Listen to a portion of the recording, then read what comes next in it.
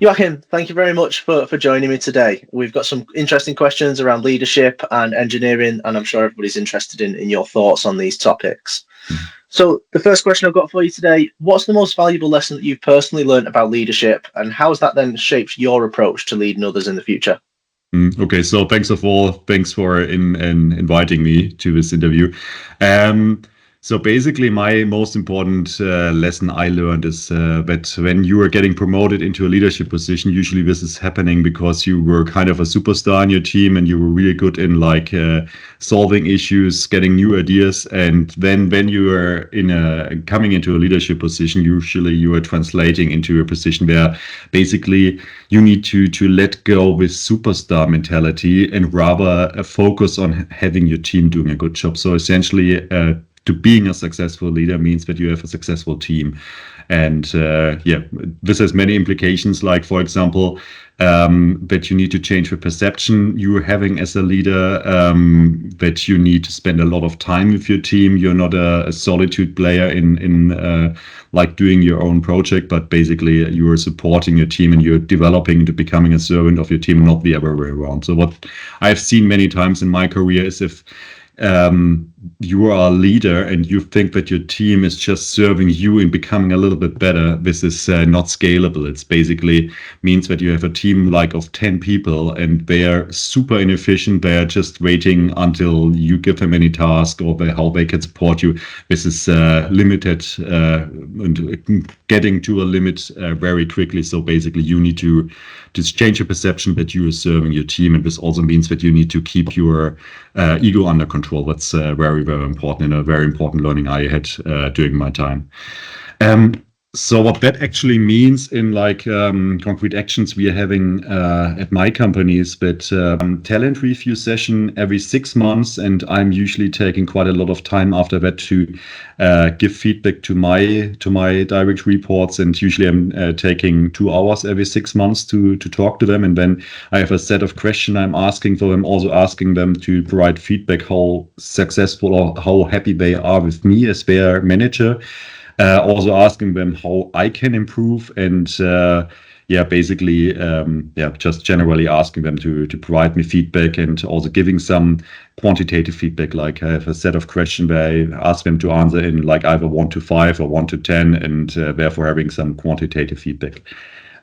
What I usually also do is that I'm having one-on-ones with every of my direct reports, which I take at least 30 minutes a week. With the newcomers in my team, I usually have a daily 15-minute talk to also give them a very direct feedback on how they can do or how they can behave in a certain situation, how I perceived a certain situation, how they did it, or just to give them general advice, giving them a little insight on what tools we are using. Mostly new starters, they also need to get some advice on how do they get access to a certain tool, how do they get an account from IT, whatever it is. So this is basically why 15 minutes a day is actually very useful at the very beginning.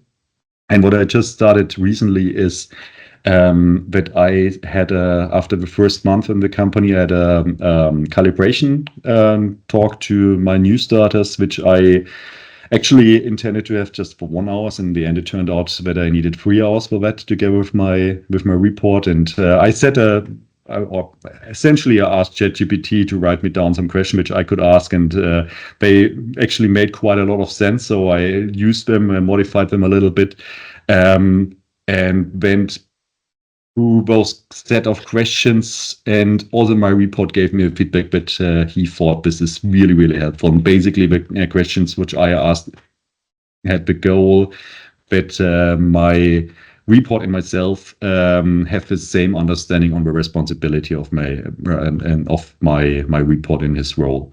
And we also found that there was a slight gap, and then worked on adjusting it. We also found that, in our onboarding process, we had some issues. He gave me very good feedback, but he said it would be very helpful to get a list of tools we are using, because we don't have it, and this makes it very difficult for me as a new starter to really have a transparency of what's actually there.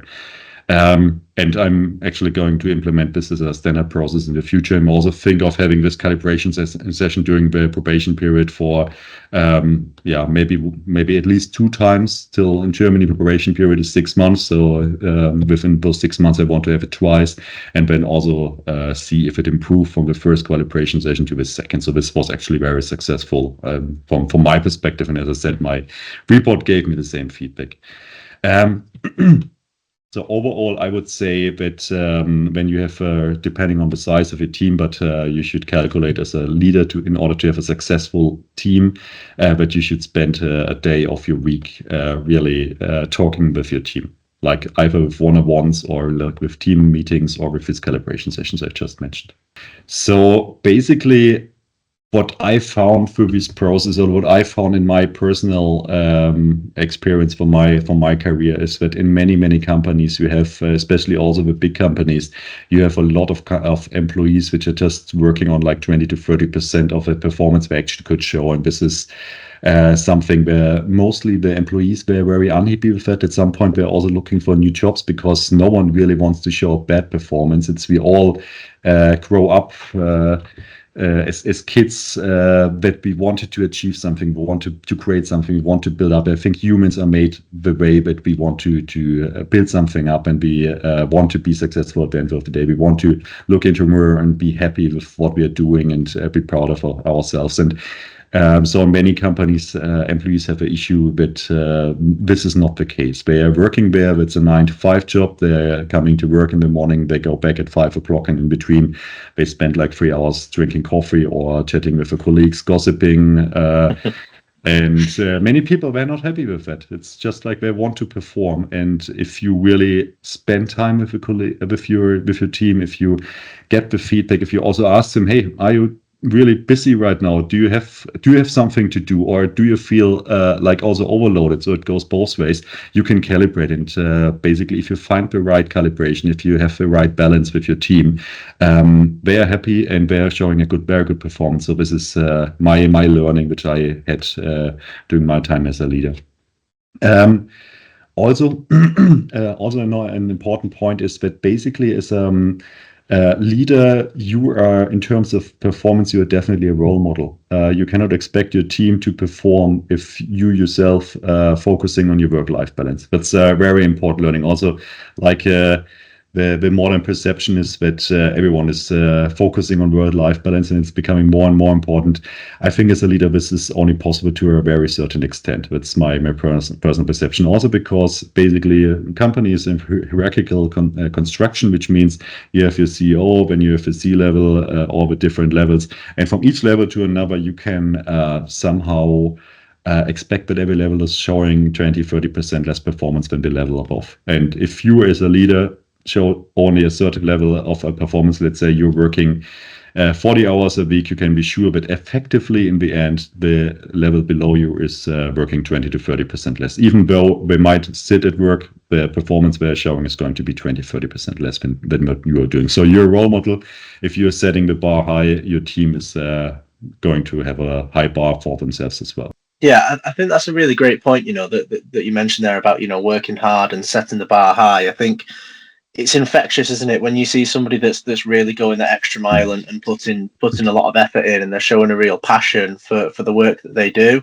I think naturally those around them that also want to do, well for themselves will follow suit. And I think like you say, it's if you're passionate about the project and you're working very hard on it, hopefully that 20-30% is reduced by them following suit. And I think that then lends itself well to regular conversations, regular catch-ups with your team. I think, they can use that time to really dig into where you are passionate and where you think they can become an asset as well. And that, again, is only going to motivate them further to hopefully deliver more.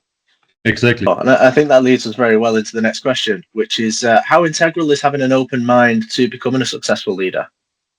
So it's definitely very integral because basically as a leader, I mean, there are many good books. There are certainly many guidelines which you can follow, which makes your life easier. But in the end, there is not just one single way to success. There's not just one thing you need to follow, and this will make you successful. But you need to think of yourself of the right solutions. And when you have an open mind, you find a certain set of varying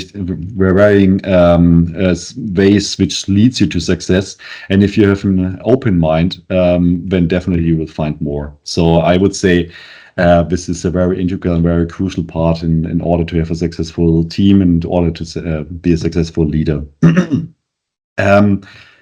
Actually, what I also found is that being open-minded and finding a lot of different solutions can lead you to success also goes both ways. So being open-minded means you can find many ideas in order to lead your team, but you can also find a lot of failures. And I think many people which tend to follow just a guideline in order to be a good leader, they are actually afraid that they just might follow like a bad idea, or they don't have the self-confidence to really like going new paths, because it also might mean that their colleagues are judging about them, telling them, hey, I told you it's a shitty idea. Why did you even do it? It was very clear to do it. So there's a risk if you are like finding new ways to solve a problem and not just following the common path, but also this is a requirement to show an above average solution in the end, an above average performance. So anyways, what I want to say is essentially if you approach a problem with an open-minded mindset, it's always important to also have kind of a sense check on the idea you got, because otherwise it can go both ways. It can be a very big success, but it can also be a big failure. That's a really great point, because that open-mindedness is a great approach to really get everybody's ideas together. And I think you've described it to me in the past as being a bit like a brainstorming session. But I think the real skill as a leader is being able to pick out which is the best and most sensible idea from all of those ideas. And often that comes as a mixture of different people's ideas to come up with the best solution. So I think that open-mindedness to have that initial session, rather than going in and being quite dictator led and saying, this is my idea, we're going to go with this, allowing everybody else's ideas to filter into the final outcome is always going to help better, and it's always going to make everybody feel better about it as well. So how important is it, do you feel, that engineers consider the application or the end user when designing a product, as opposed to focusing more on the actual complexity of the design initially? So I would say the main focus of our engineer and a developer should actually be the end user and the end user experience, which, by the way, brings its very own complexity. It's just to give you an example, you might know those Apple AirPods, where you just put the AirPods in this charging device, and this is really easy to use. It's also like, it doesn't need any explanation. You just put it out, put it into your ears, put it back in, and it's charging. It seems very simple for us. It's really user-centric, and I love this product for it. But also developing a product, getting the idea of developing it, enabling a team to develop this kind of this like set of ideas is a really complex thing to do. And there's a reason why Apple has I don't know how many developers, but certainly several thousand. And this is definitely complex, and this also gives you a very good example how great a product can be when it's very user focused. Actually, it's so great that basically the whole rest of the earphone industry copied this approach, because it's just if you see it, it makes total sense, and you could not think of a really much better approach. The other example is like when you let engineers completely focus on complexity is, for example, computers in the 90s or computer systems in the early 2000s. This was something which was really focusing on the complexity of the technology, and for those which learned to use computers in the 90s, like I did. I had my first computer, I think, in 1998. It was a nightmare. I mean, my parents were really happy that my brother and myself, we learned this, because basically we taught our parents how to do it, because it was not like it was a new thing for them, and it was very complex, like installing all the drivers, setting all the things yourself, whatever it was, like from keys to log into the internet, this kind of stuff. This was a really complex thing and not easy for users. And this is also why basically in the 90s, computers has been used by computer nerds first and not by the majority of people. And another example is which is not really user focused, is for example governmental institutions. So governmental institutions, they see the citizens not as users, but they are rather like highlighting or in the end implementing solutions which are focusing on the complexity of their bureaucratic processes which they have.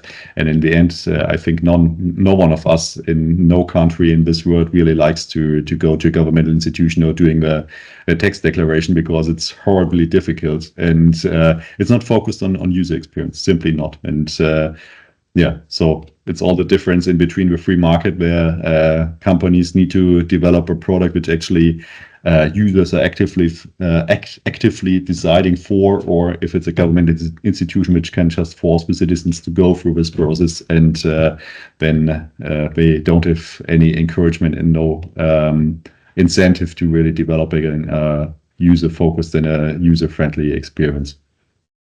Yeah. So basically what we are doing to achieve that and to mitigate this risk that we are having engineers focusing a lot of the complexity and not on user experience is that we at my employer, we have our internal customers, which are basically installers, craftsmen which go to the field. And these are our internal customers, and we are in a very close collaboration with them. So we have direct contact with them. Usually we ask them for solutions. We are doing kind of test installation, asking them for feedback, both qualitative and quantitative, like having usually a design sheet where we ask them, hey, can you rate this on a scale from 1 to 5? Can you tell us how much time did you need for this step? Do you have any idea, and this is then the qualitative feedback, do you have any idea how we can improve it, how we can make your life easier? But also we are focusing on the real end user, which is then the customer which actually is paying money for our devices and which is using it on an everyday basis. And we try to mitigate that by encouraging our engineers to actively visit our customers, visit our installation sites, go there, actually join an installation, see what's going well, what is not going well, and ask our customers for feedback. So that's basically our approach. Yeah, I think that works really well, doesn't it? Because, as you mentioned with the AirPods example earlier, I think the success of a product is really how well it integrates into the life of the user. And I think, as you said before, if you give somebody the creativity to create the most amazing products, it might be really impressive, but ultimately, if it doesn't then integrate well into somebody's life, it's going to be soon forgotten. Yeah. So I think the real success of a product and its design is as you say, how easy it is for that user to sort of integrate it into their everyday practice. It's exactly, totally agreed. I would also say it's computers or also smartphones are a great example, because basically computers and smartphones both got into the mass market when they became easy to use. So meanwhile, a computer still some people find it challenging using it, but it's like 1,000 times easier than it used to be 20-25 years ago. And meanwhile, everyone can use it. Even old people use computers and use digital devices, because it's just the convenience factor is more important than the complexity of learning it. And it's a very like intuitive thing meanwhile to use computer and digital devices. And essentially, like as a conclusion on all the three questions which you asked me, I could also say that basically when you are developing a new product, it's in the very beginning, you are in a kind of a discovery phase where it's very important to be open-minded, also to encourage your team to be open-minded. And this basically, it widens the solution corridor, where you have a lot of ideas. Many people bring up new ideas, and then at some point where actually you as a leader need to kick in, you need to narrow it down. So you have a discovery phase, you have a set time at which you can discover a new product, at which you can discover new solutions, new ideas.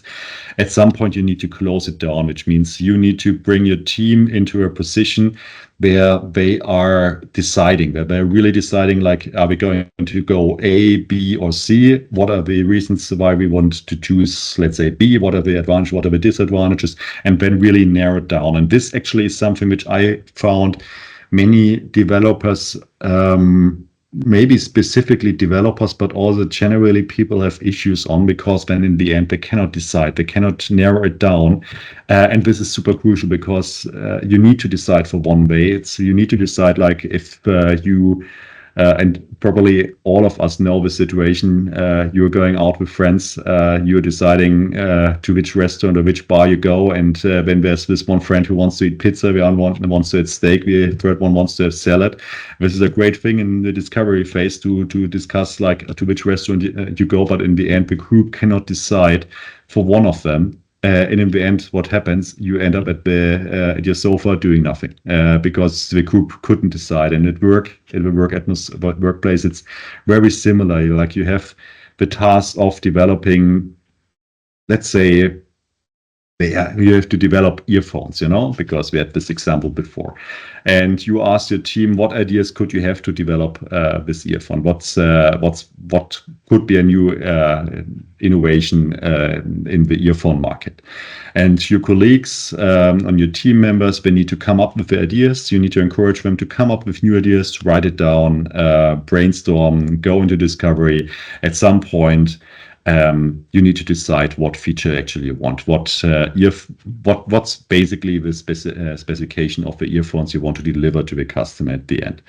And there might be very contradicting approaches. Like, for example, one is telling the earphone needs to have a battery. The other one is telling it needs to be like with a wire. You can't do both, because it doesn't make sense to have a battery and a wire in one thing. So you need to decide for one, and then you need to narrow down the corridor of your solution. At the end, you need to have a fixed product, a fixed specification, and then you go into implementing that and into delivering on that product. So this is basically what it means. You need to have an easy user experience that should be the focus. As a leader, you need to guide your team through this process. You need to, in the end, in the very beginning, encourage your team to widen their perspective, but then also to close it down. That's my conclusion on 3 questions.